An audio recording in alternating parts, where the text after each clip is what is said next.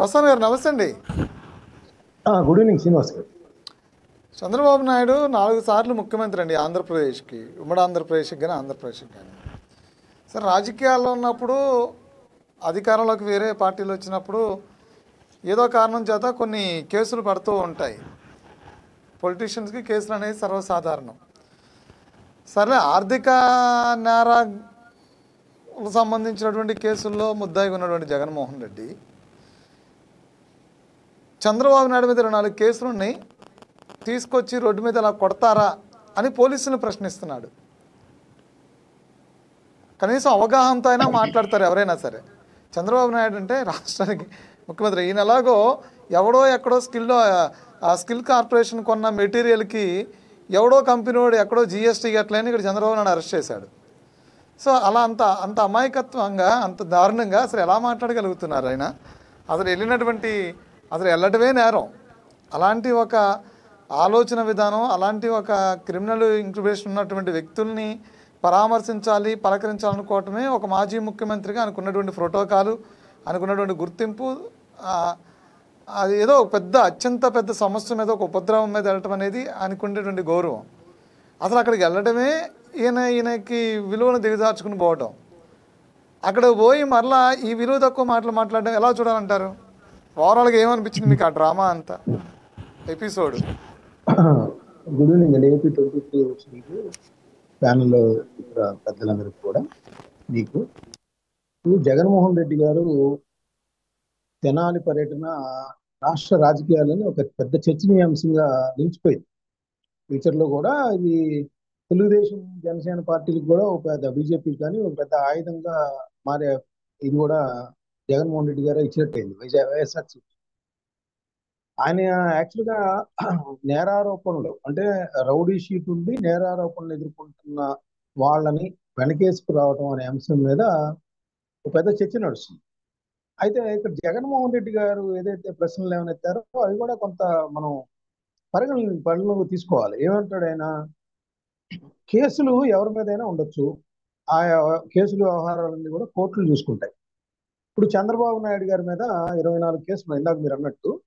ఇప్పుడు అలా అన్ని తీసుకొచ్చి ఆయన కూడా తీసుకొచ్చి అలా తనడం ధర్మమేనా అంటే, రెండోది ఏంటి, పోలీసులు చట్టాన్ని ఉల్లంఘిస్తారా? ఇలా చేసే నైతికత పోలీసులకు ఉందా? ఇది అసలు ధర్మమేనా? ఒక వ్యక్తి నేరం చేస్తే ఆ కుటుంబ సభ్యులు మొత్తం పరువుని బజారు తీర్చడం కరెక్టేనా?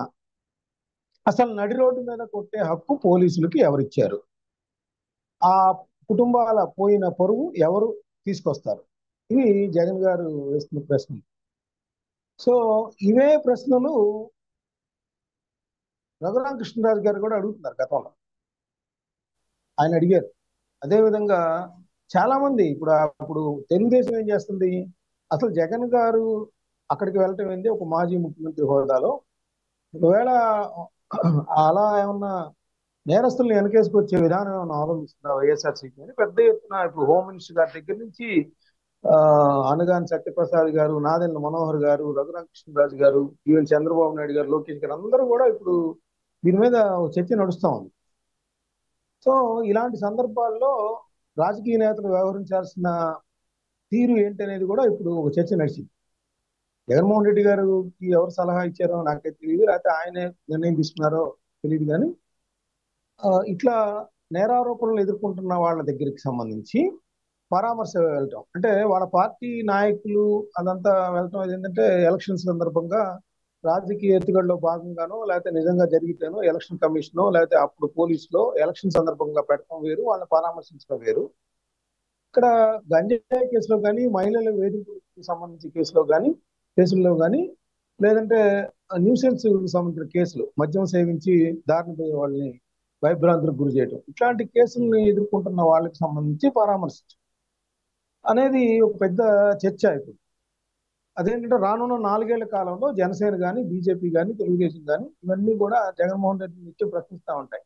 ఏంటి, రౌడీ షీటర్లని మీరు వెనకేసుకొచ్చారు, పరామర్శిస్తారు అనేది వాళ్ళకి ఆయుధం ఇచ్చినట్టు అయింది. నేననేది ఏంటంటే నిజంగా అక్కడ ఆ యువకులకి సంబంధించి పోలీసులు చర్య మనం కూడా అందరం ఖండిస్తున్నాం ఆ విషయంలో. వాళ్ళు బూట్ కాల్ పెట్టి తంతం కానీ లేదా అలా నుంచోవడం కానీ లేదా థర్డ్ డిగ్రీ మెథడ్ అవలంబించడం కానీ మన రాజ్యాంగం ఒప్పుకోదు. ఎక్కడ ఆఫ్ఘనిస్తాన్లో, దుబాయ్లో వాటికి సంబంధించి అయితే వాటిని యాక్సెప్టెన్సీ ఉంటుంది, కానీ మన రాజ్యాంగం ఆ విధంగా. ఎందుకంటే మన వాళ్ళందరూ కూడా ఏంటంటే దోషులు 100 మంది తప్పించుకోవచ్చు, కానీ ఒక నిర్దోషి కూడా శిక్షించబడకూడదు అనేది. సో అలా అవలంబిస్తున్నప్పుడు పోలీసుల చర్య అందరూ కూడా చేస్తారు. అయితే నేను అనేది ఏంటంటే ఇక్కడ జగన్మోహన్ రెడ్డి గారు ఇప్పుడు లేవనెత్తిన ప్రశ్నలనే వాళ్ళు కూడా గతంలో లేవనెత్తున్నారు. సుబ్రహ్మణ్యం అనంతబాబు కేసులో కానీ, లేదంటే మన డాక్టర్ గారు సుధాకర్ గారికి సంబంధించి జరిగిన సందర్భంలో కానీ వాళ్ళు కూడా ఎత్తుతున్నారు. ఇక్కడ ఈ రాజకీయ పార్టీలన్నిటికీ నేను చెప్పేది ఏంటంటే, ఎవరైనా సరే ఒక నేరం జరిగినప్పుడు లేదంటే సుధాకర్ గారు మాట్లాడుతూ ఉన్నప్పుడు సుధాకర్ గారుగానే చూడాలి. అక్కడ కులాన్ని, మతాన్ని, ప్రాంతాన్ని వాటిని అంటగట్టడం ద్వారా లేదా గుర్తు చేయటం ద్వారా సమాజంలో వైషమ్యాలు చెలరేగే ప్రమాదం. నేరస్తులకి నేను హోంమంత్రి గారు చెప్పిన దానికి నేను ఏకీభవిస్తాను. ఏంటంటే నేరస్తులు ఎవరైనా సరే కులం కానీ, మతం కానీ, ప్రాంతం కానీ ఏది కూడా మనం ప్రస్తావించకూడదు. నేరస్తులుగానే చూడాలి. దాన్ని ఈ ప్రస్తావన చేయటం ద్వారా ఈ వైషమ్యాలు కానీ ఇంక మరింత పెరిగే ప్రమాదం ఉందనేది రాజకీయ పార్టీలన్నీ కూడా భావించాల్సిన అవసరం ఉంది. ఒకవేళ జగన్మోహన్ రెడ్డి గారు ఆ యువకులకి అన్యాయం జరిగింది, పోలీసుల చర్య తప్పని ఇంకా ఆయన సీరియస్ గా మనందరం భావిస్తే వాళ్ళ లీగల్ సెల్లో ఉన్నో లేకపోతే లోకల్ గా ఉన్న వాళ్ళ మాజీ ఎమ్మెల్యేలను పంపిస్తే బాగుంటుంది. కానీ ఒక ప్రతిపక్ష పార్టీకి చెందిన వ్యక్తిగా, మా 5 ఏళ్ళు ముఖ్యమంత్రిగా చేసిన వ్యక్తిగా వెళ్ళి అక్కడికి పరామర్శించడం ద్వారా కొంత వేరే విధమైన ఆలోచనలు ఇట్లా సమాజంలో వెళ్ళే అవకాశం ఉంది. సో అది ఎందుకంటే ప్రభావితం చేస్తాయి. అవన్నీ కూడా ఈ రాజకీయ నాయకులందరూ కూడా గమనించాలనేది నేను అంటాను.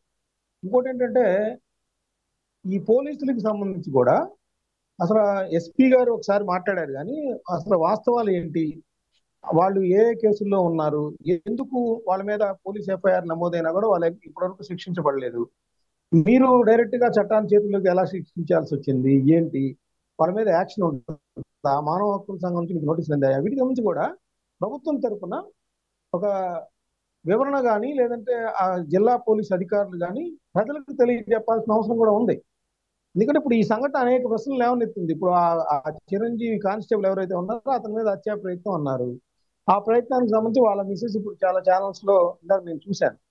ఆమె ఉంటుంది, ఇప్పుడు జగన్ గారు వచ్చి వెళ్ళిన తర్వాత మా మీద వాళ్ళు ఏమన్నా దాడి జరిగితే ఎట్లా, ఏం చేయాలి అనేది.